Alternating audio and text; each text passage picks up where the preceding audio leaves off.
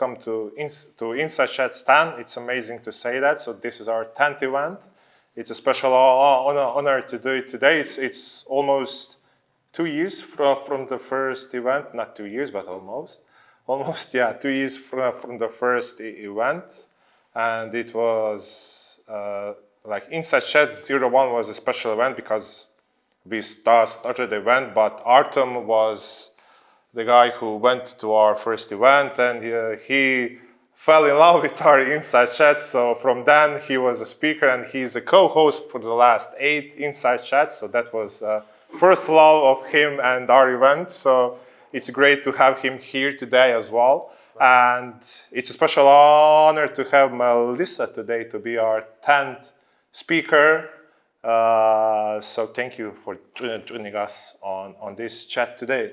It's going to be a great one. We are going to explore the unification of market research and UX. We usually don't allow UX researchers to these events, but for today, for today we made an exception. So it's going to be one. I'm joking, of course. So yeah, thanks so much. And can you give us a short, brief intro about yourself, and then we'll speak more about Blinkist as well. Yeah, sure. Well, thanks for having me on the 10 anniversary, especially on the day the football's on, so it's a bit of pressure and it's hot and everything, but thanks anyway for coming.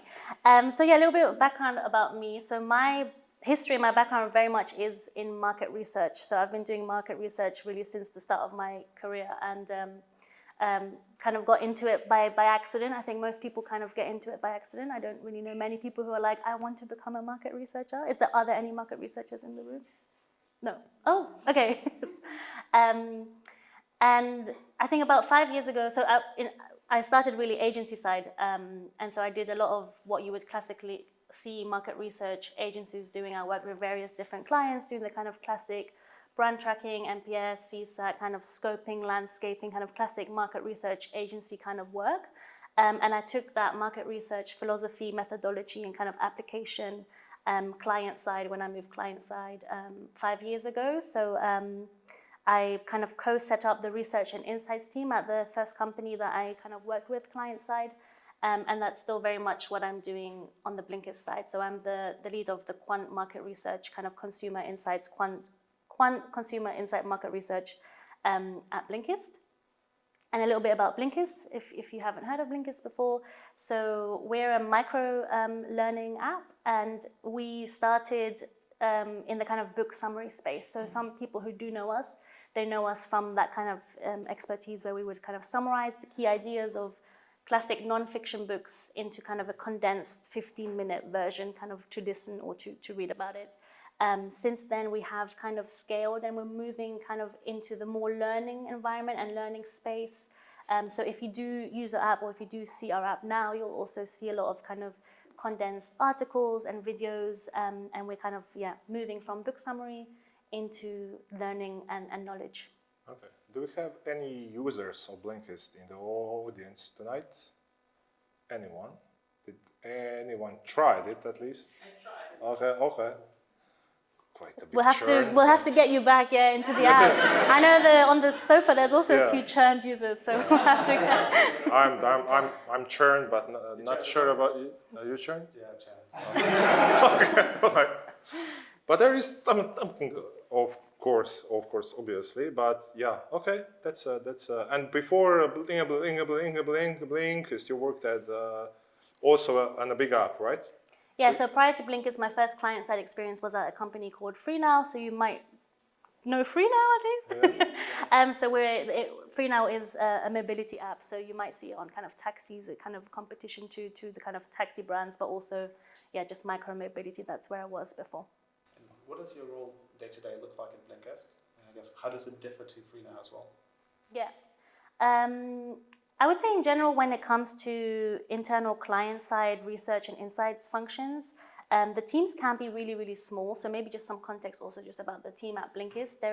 We're actually only 3 researchers. It's myself as the quant market research consumer insights. But then we also have 2 user experience researchers, which is what I'm sure we're going to talk about in a little bit.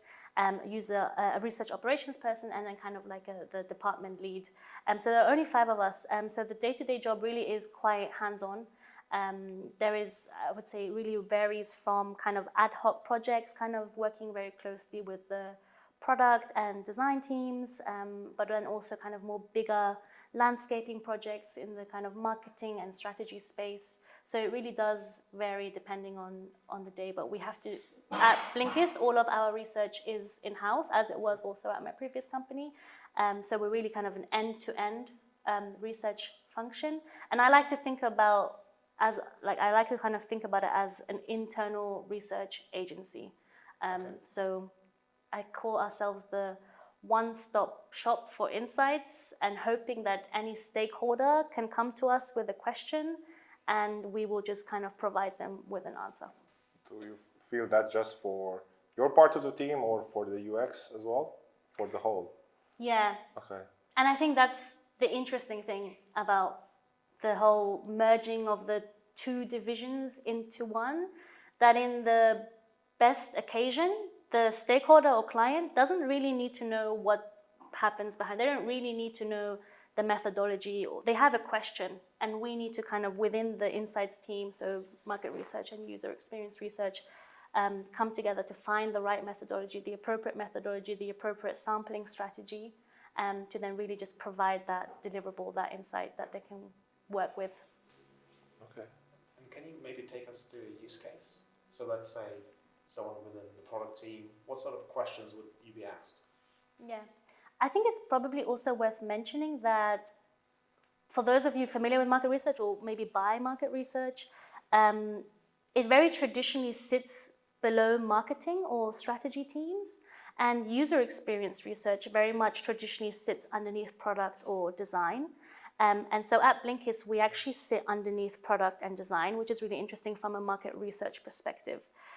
So for kind of what we might be faced with, kind of a use case, it can be a more extensive form of an A/B concept test, which would require maybe both divisions to come together and work on it.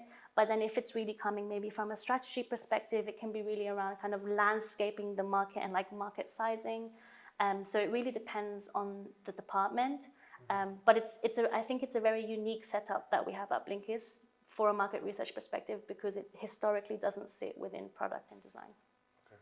So at FreeNow, if we can compare both those, how was the structure in FreeNow of the team? So at FreeNow, actually, the research and insights function sat kind of underneath marketing and data. So that's where the kind of market landscaping, brand tracking, and the data kind of market segmentation and sizing would come into it. The user experience researchers were actually kind of in a different department. So it was a little bit more siloed. There were also collaborations between them, but there's a real difference. I think you can feel it in terms of just the knowledge base, or the way, the agility and the speed at which we can answer questions, just purely based on having those 2 functions in one space. Okay, so you had both, right? So at FreeNow, you had experience when the teams are separated, and Blinkist now you are all part of one team. Can you give us your views on pros and cons of both approaches? Yeah, I would say the real pro of having them separated is that the kind of heartland where user experience research user experience research means so many different things. I think the perspective that I'm talking about is really how it grew into a profession of really being in kind of like a tech space, maybe a product space, or like a user interface testing space in terms of design. And so the pro of having them separate, I think, is that strength is really strong. So that you're really integrated within the kind of real product teams in a day-to-day basis. You're almost a product designer team. And so I think that's a real strength there. I would say the pro of having them combined is just that you are really an insights function, I think. And kind of goes back to what I was saying about it. You have a more varied toolbox or expertise of different methodologies, and how those methodologies can potentially combine, what can come first, what can come second, and it's just giving you a lot more agility and speed that you wouldn't have when the two of them are more siloed. Because even till this day, I would say the tools that we are equipped with are still market research survey tools and kind of usability testing tools. And I know a lot of usability testing tools, I know there's one there. You kind of integrate obviously the survey function into it, but it's still not a market research tool. And so from a tools perspective, the two divisions I think are still very siloed. So just having then the teams combined, you're breaking that one silo that you wouldn't have otherwise. But what happens when you run your research, market research, you get an answer to the question. Mm-hmm. The UX team also gets an answer, and the answer is actually different. Who wins? Who wins is who paid for the research. But I would in many cases actually it is, you're right, they don't always validate each other. But so I think we need to think of it as a holistic contextualization.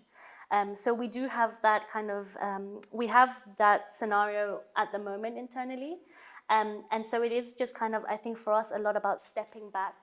And then you really do have to get into the details of what really was that methodology, who did we really speak to here or there.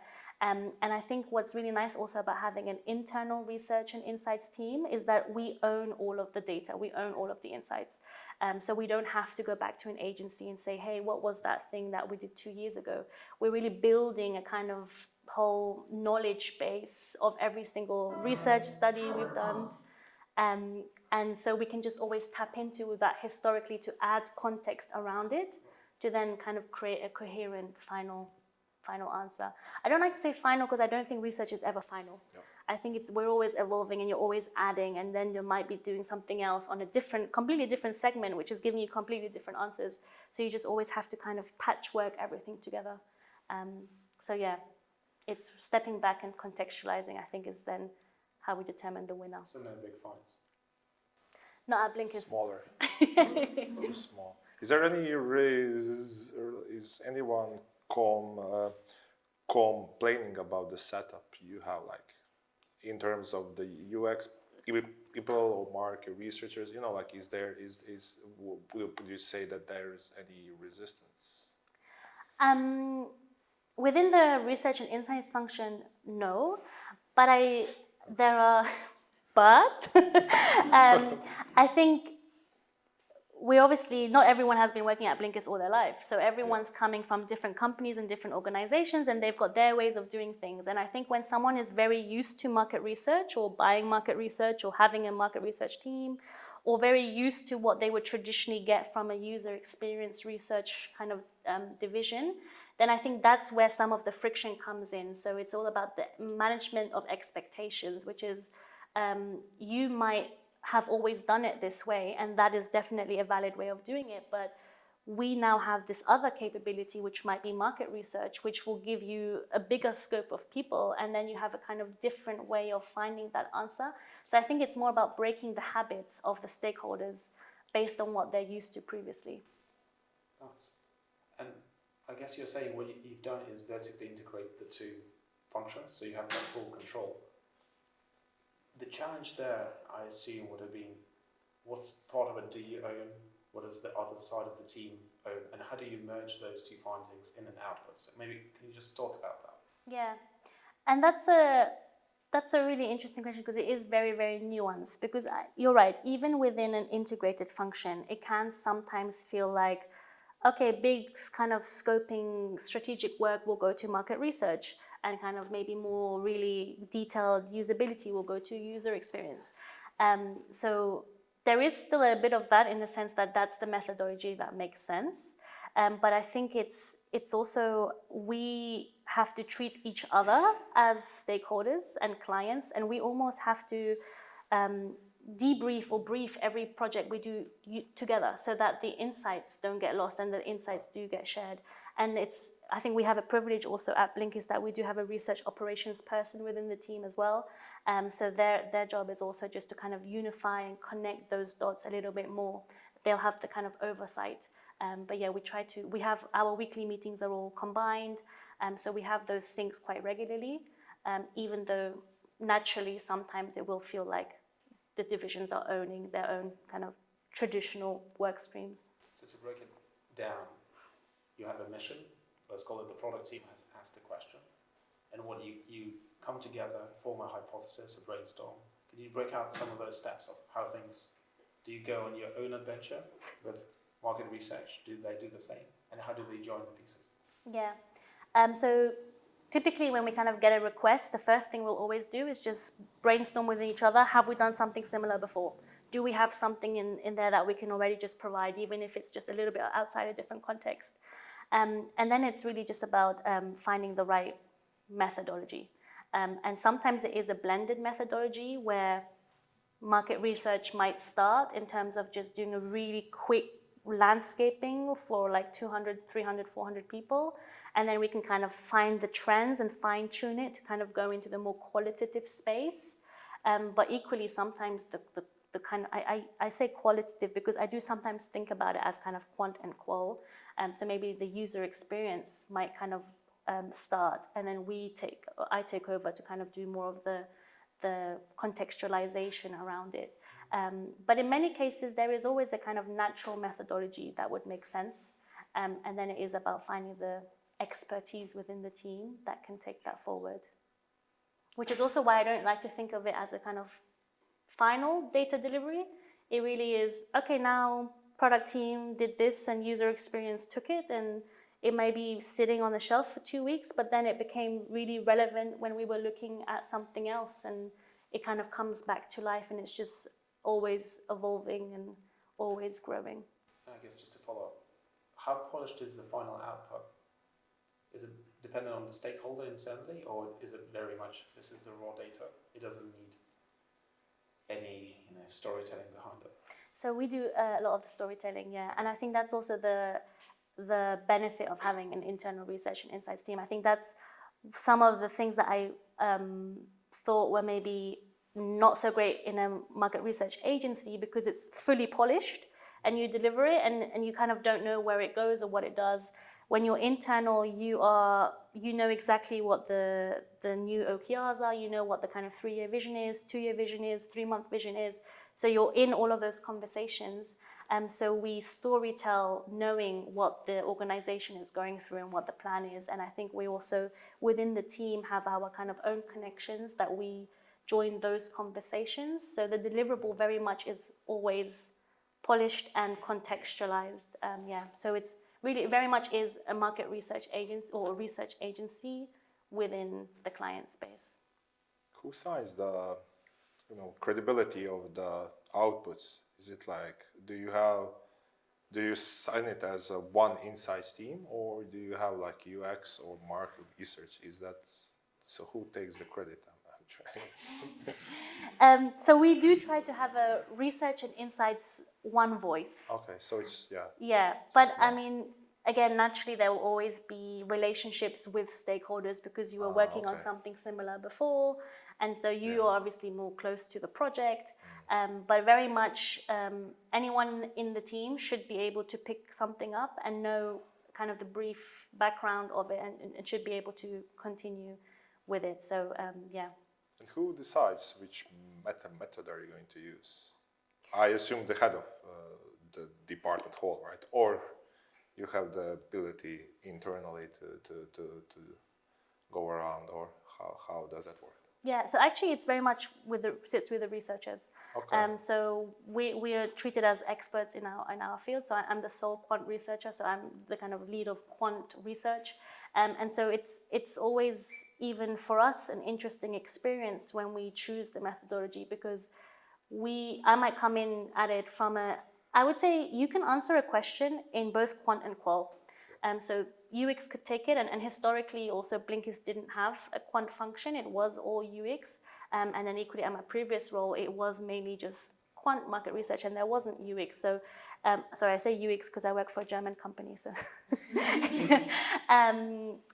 so it really is us, and then it's nice having that exchange, because I might think this methodology is the right methodology, but then having the exchange about something that I just didn't even know really existed broadens that perspective. And then it is just a dialogue about which would be more effective in that given time. Obviously, there's always restrictions in terms of what else have we got going on, or what else might we have, what could be kind of contextualized, but it is us who decides the methods. Sorry, you go. I'm always fascinated about data, so keen to understand what data internally do you sit on. You mentioned surveying maybe 400 or so user journeys or user behaviors, so that sounds like one. But from a market research perspective, surely the titles that are coming out, what is performing well within the wider, let's call it, press and releases, is that also a factor? And how do you go around combining the two? Maybe there's a third. Yeah, so we've got loads of, I mean, a survey can typically also be about 10, 20,000 people. So we have a lot of data, and also previously at FreeNow, we had 12 different markets, and every market was doing research all the time. So we have a lot, but then I think there is also a time and place for a data team, because that's really, there's definitely a time and place for the data team. So they have all of the real kind of, I would say, real raw behavioral data. And so it's sometimes we do reflect on those behavioral aspects, and that can again guide us to say, okay, the hypothesis is true, the hypothesis could be true, but then again, it's about contextualization. And so it is, sometimes it feels like you're creating micro teams for every kind of research request, because you have to kind of cherry pick your team at every point, kind of work on that, and then there might be a best team for another project. So we have to come together. So you would rely on the data team to pull out the behavioral insights based on your users, and you would overlay that with other data points? The data team, I think they have obviously the overview when you were saying the context and the books. Yeah, so obviously if we ever wanted to say what are our users interested in reading, that's definitely the data team, in the sense that, okay, I'm making some now, leadership books are number one, psychology books are number two, etc., etc., etc. Or are we finding a drop-off in these kind of content types? But then it really is, okay, we've got a drop-off at these kind of content types, or the onboarding flow is really dropping off here. That's a true valid data point from the data team. So then it is about the user, the UX researchers, to understand, okay, maybe is that a usability issue? Why are they dropping off here? In terms of maybe the onboarding flow.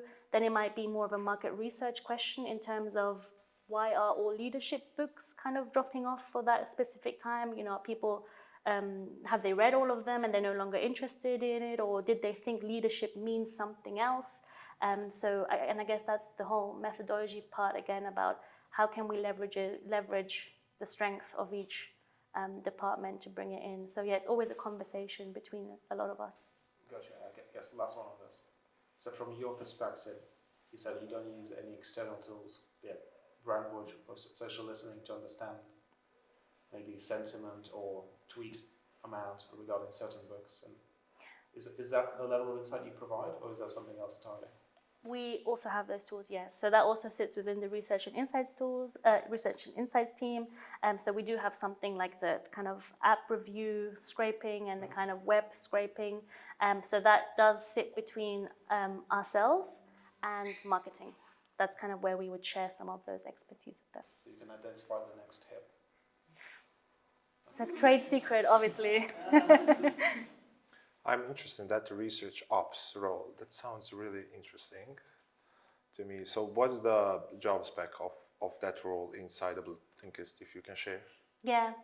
I think it's a bit like what we were saying. Like, even though we're living in that dream of we're all coming together, naturally there's always going to be a bit of a silo. Yep. And so the research operations person, very much their role is to kind of bring everything together even more.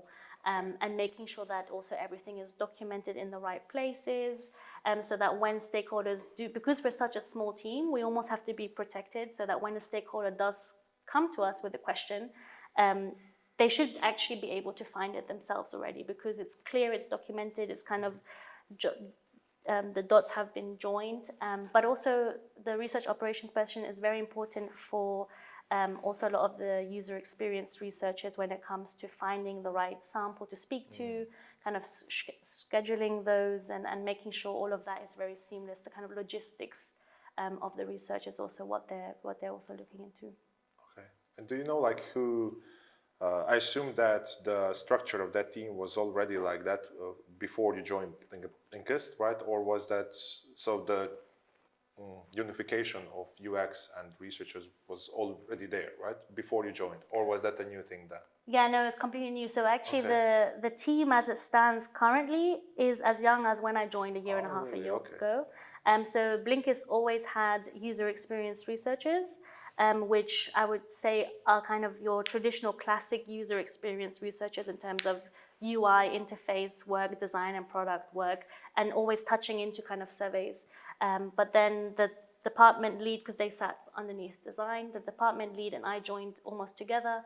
And then we kind of started that insights function also with the market research, quantitative consumer insights side of it. So that has only been in place a year and a half ago, which is when I joined. You know who pushed for that change? Well, was that from someone above, internal the team, or all together? They said like this doesn't make sense. We need to join troops. Do you know who pushed for the change? Yeah, so it actually was the head of product at the really? time Okay. who pushed for that change. I think they had a similar setup in their previous company, and they saw the value in it, Okay. and so yeah, they pushed for that change, and I think they made the right choice. Okay. And you experienced the both, right? From free now here. Which one do you prefer? Oh. No worries. Is that on camera It's or not off being record? recorded, yeah, I think they obviously both have their pros and cons. I think we have established that before. Now we just need a simple answer. Yeah. I'm joking. I would say I think obviously I think of it as a very novel setup. I think it is very unique what we have at Blinkist. Again, like saying market research sitting below product. I haven't seen that before. Please let me know later if you have. So it is very niche, and so I think it allows for a lot of innovation and maybe a different kind of perspective than if it was always done the same way. I think even with user experience researchers, there is a nuance between do you want to hire a user experience researcher with a design background, which I think is classically the case in kind of tech teams. They want to have that design element so that they can kind of do research and design kind of at the same time, or do you want a user experience researcher kind of with a more qualitative interview background? And even just that makes such a big difference in terms of how the team comes together. So I think it allows for a different type of innovation. So I'm curious to see if the team will still be in the same way in 5 years' time, but for now it's very, yeah. So for now it's yes. Oh, it's fine. Okay. It's interesting you said so. You mentioned it's a small team, and that is a challenge of supply of research that is available to stakeholders within the company. So how do you control the demand? How do you push back, and how do you control the quantity of research that you're being asked to do? Yeah, I think it's also, this is why I think research needs to have a very big kind of seat at the table in terms of really understanding the 3-year vision or the OKR vision, because it is a lot of, there are obviously these kind of small kind of ad hoc things that can very much be democratized. So also the research operations person, their job is also to democratize research and kind of empower our stakeholders to maybe pick up some of those smaller things which we might have set up frameworks for and are kind of easy enough for them to do.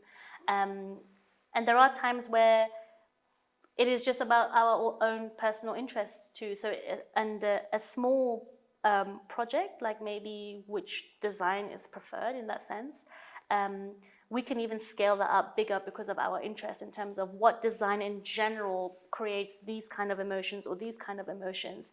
And the purpose of that really is to move away from this ad hoc request to allow for a bigger framework of saying, we've done a big scoping of design preferences, and this works with this segment, this works with this segment, this works with this segment.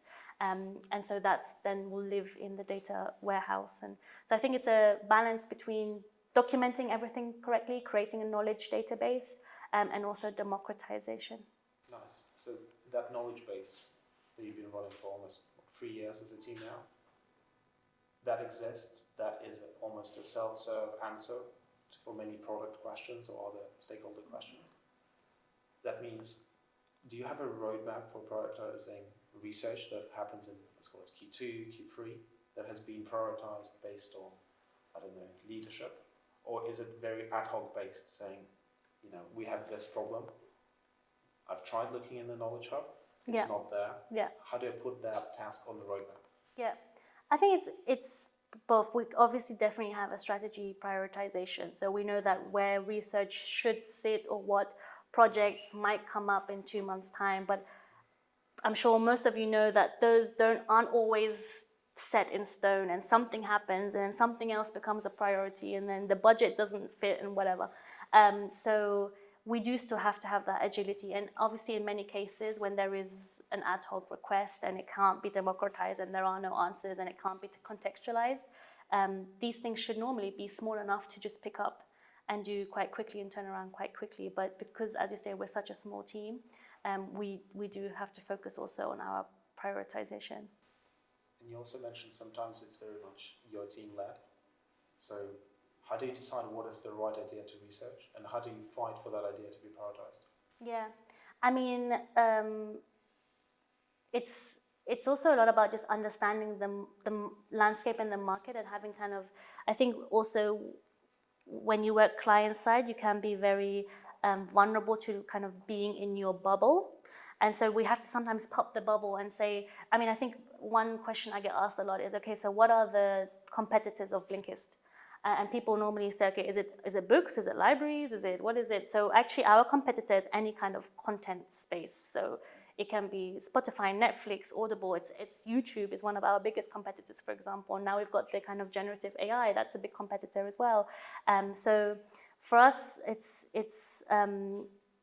we have to step back and see the bigger picture, and then we can actually kind of push for understanding what research we have to do so that we can be 5 steps ahead of the trend. Obviously, it's never really it's just the knowledge needs to be 5 steps ahead to what the stakeholder or the strategist might be asking in 5 months' time. And that's only possible if we step back and if we're proactive and if we understand the bigger landscape and the bigger market. And I think it's just, that line between what is work and what is life. And even just, I mean, I remember there was a time where B2B marketing wasn't so often put on the billboards on the TfL network, for example. But in essence, you're going to work and you're a person going to work. And so now you're confronted with your work in your private space. So it's we have also this space, which is just an open user voice space for anyone who might be seeing something on the newspaper or just kind of competitive knowledge, just to kind of dump it all in there so that we know what we should be aware of. And then obviously we can push for that work to be prioritized. What's the usage of the knowledge hub that you created, and how often they still come to you instead of there? Sorry, can you say that? You mean, you said you created a one place where all the insights are and everyone can use that and answer the question on their own, right? So how often do they use that, or do they still come to you? They still have that there, but they still prefer that you say to them? I think that you always have the stakeholders who are very data savvy and they're just happy to pick something up and they're very confident with what their vision is and what their answer is and what their question is. And there are always stakeholders that might have a question, it's just a bit more complex and they're maybe not too sure, because obviously the data isn't always tailored. So they might have a question and they'll be like, we didn't find anything. But then you're like, well, actually this has a lot more data behind it as well. We can kind of re-look into it. So people will always reach out to us. And also we don't always know who is there until we one time kind of see it in a chart somewhere and we're like, oh, that's our research. And then we're like, yay. So yeah, there are still people that come to us. And I think that's really important because we are sometimes, a service function within an organization. Support, yeah. And so we have to still build the relationships in a similar way that you would maybe build a relationship with clients. Could we double click into that, let's call it celebration of your work? Emojis, gifs. What project are you most proud of having worked at Blinkist, that was maybe rewarding for you, but also as the wider team in conjunction with UX? I think right now also Blinkist is kind of moving a little, as I said earlier, a little bit away from just the traditional book summary space into more of a wider learning and knowledge database space. So I think a project that we very recently did as a team that we're very proud of is to really kind of map that space very, very thoroughly and kind of really go, as I said, step back and go broad and kind of really visualize the entire landscape of what learning is. How do people learn?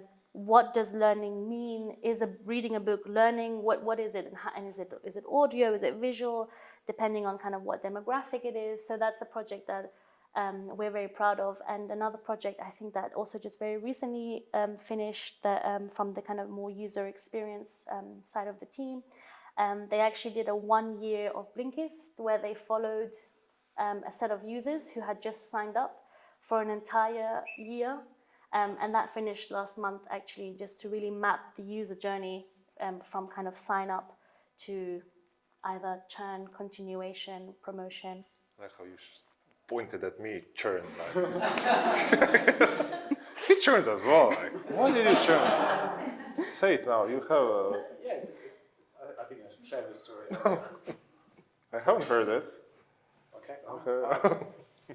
So I love the premise of Blinkist. I think originally I followed one of these trends saying, can you read 52 books in a given year? Reading 52 books in a year is quite challenging. I don't know if anyone has tried. And then Blinkist was one of these recommended apps. I think maybe the App Store, maybe some social media. And I thought, yes, this is the solution to my knowledge needs, or at least the goals for the year. It was insanely valuable in the first few months, and then I realized that my recall of the information that I was ingesting wasn't necessarily at the same level. I'm sure you guys have found this. Whenever you're reading a non-fiction book, sometimes the author labors a point on and on for many pages, but then at the end of it, you remember that point because you've gone through such a hard time getting it. Blinkist does a great job to summarize that, and I'd love for you to speak about some of the pros and use cases that you find among your customers and how they use it. But for me, my personal challenge, and I guess the path to churn, was that I wasn't ingesting and recalling the information. So now I'm back to reading books while listening to them on audio. Yeah. I think I was also talking to someone about this before. I think we have like very clear use cases. We have, and again, this kind of goes back to what is Blinkist? Is it a reading app? Is it a learning app? What do people use it for? Is audio really ingesting, or is it then do people have to sit down and make their notes, and where do the notes live and all that stuff? But I would say the main use cases really for us are kind of the people who really love to read nonfiction, and they've read a lot of nonfiction, and now they just want to kind of get a trailer of the other book and be like, does that add value to me? Does it add to my knowledge base? Is it worth investing time in? Or is it, because if you read a lot of nonfiction, you probably know that at some point it can get very samey. And so it's really kind of that kind of shivving of information.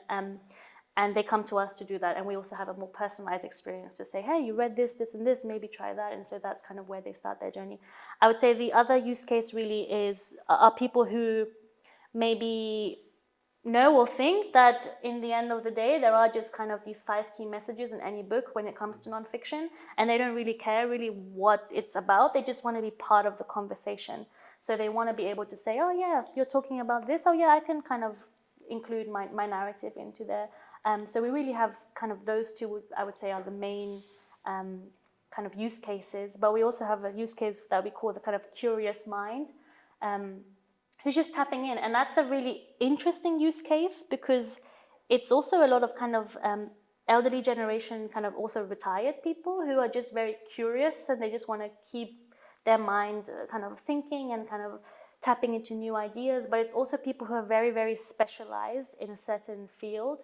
And their curiosity is just to say, okay, I know everything about leadership and politics, and now I want to know about LGBTQ history and rights. And so it's just more of a curious element of the usage of the app. Interesting. And one thing I didn't know is that Blinkist is about 10 years old. So it's, what, 2014? Yeah. And one thing also people don't know, it's a German company. German? Everyone's like, Nice. oh, it's a UK company. Yeah. With that, do you have any insights that you can share in terms of how our attention spans have evolved over that decade? It's a hard one. Yeah. Like, I don't know if I'm the right person for this question, but I would say, I mean, obviously it's, again, like we know kind of from that thing we're talking about, stepping back and stepping away, that it's not necessarily kind of answering your question about attention, but obviously with the rise of kind of with our younger audiences and the rise of TikTok content and these YouTube shorts and just videos, that there is a need and a desire to have more short form versions, and even our condensed blinks can sometimes be too long. So it's condensing those 15 minutes further into 30 seconds sometimes. So I would say it does seem like the attention span has changed, and I think also content consumption has changed from more text-based into maybe more video-based, especially also amongst the kind of younger generation. And there is also, I think, an increasing, I think with audiobooks coming also kind of in the past 10 years, kind of getting stronger, there is also a move towards consuming on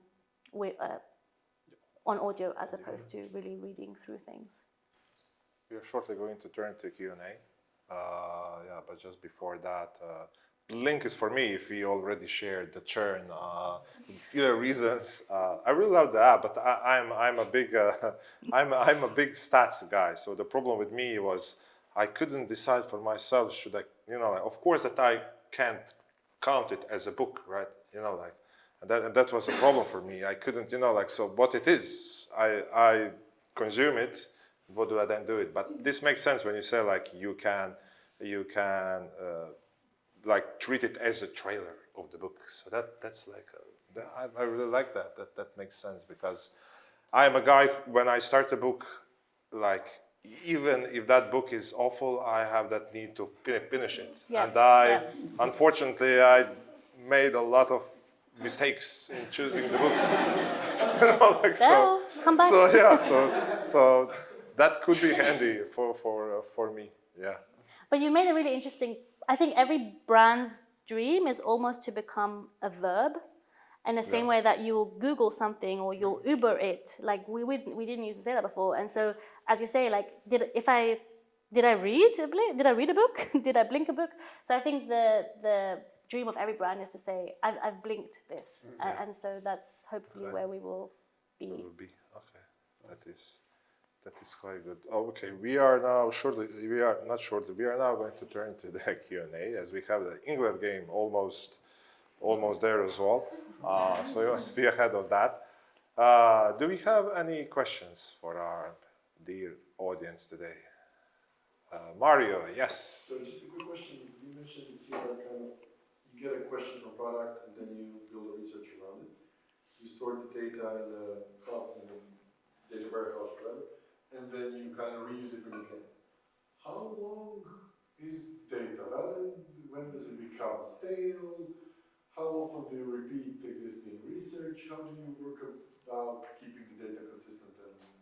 Yep. You understand the point of the Yeah. question, so. There's always a shelf life, yeah. And I think, again, I can only reiterate the strength of having an internal research team internally, because a lot of the beauty of having all these different divisions and having the data team is that a lot of the research is validated from different angles. And then at some point, it's kind of hyper-validated for us to say, we are really confident this is the way it is, and this is the truth. And then also the beauty of kind of tracking data is, again, to validate. So you're right, there will be a kind of a shelf life and there's also, I think, an element of kind of natural deduction. If it's something like a pricing research, for example, and we're like, okay, now prices on inflation has changed, probably we do have to redo it. But if it's something more around kind of behaviors that we know also from kind of external factors that are still very valid, we can extend that shelf life a little bit. But yeah, it's a good point.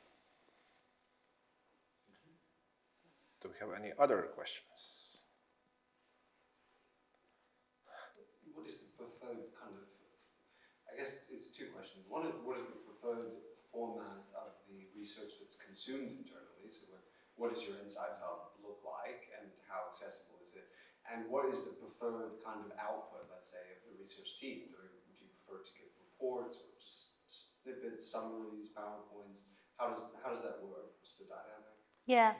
And as a market researcher yourself, you might know that you've done 25 beautiful slides of data and there's this one quote and everyone's like, the quote, right? And it's like, what was the point of all these charts and these graphs? So it really depends on the stakeholder. And I think because of the democratization and the longevity of what we're talking about, having a knowledge hub, a lot of our preference is really, so I work a lot with dashboards that are quite interactive. They're all kind of custom made, so depending on the ad hoc and depending on just kind of extending the knowledge. But then for our user experience researchers, it's really a lot about the visualization of the UI and in more of a video format, or speaking to the user themselves and having them really at the forefront, kind of that 30-second snippet that they talk about.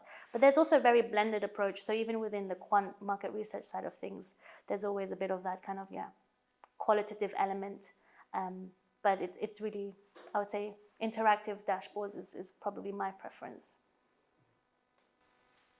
Can you just expand a little bit on that about the methods you use and the tools? Can you speak a little bit? Just list like all the different methods and the tools you internally use to provide the insights. Yeah, I think this is something I would love to speak about in a lot, because even with us, I would say we don't yet have all the right tools, and I think the tools, if there is anything that's bringing the relationship, kind of breaking that relationship, it is still the silos of those tools.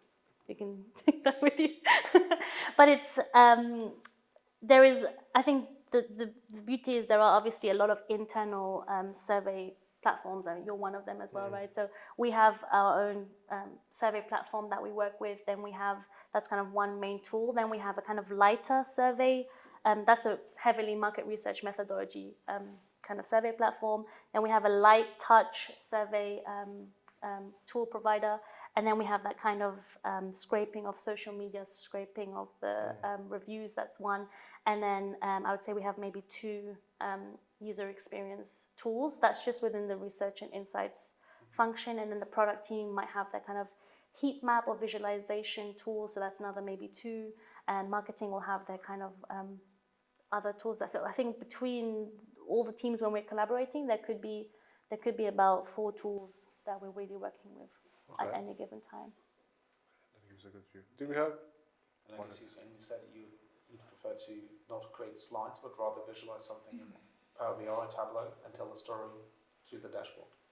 Yeah, I mean, I personally don't use Power BI or Tableau, so that is the data team.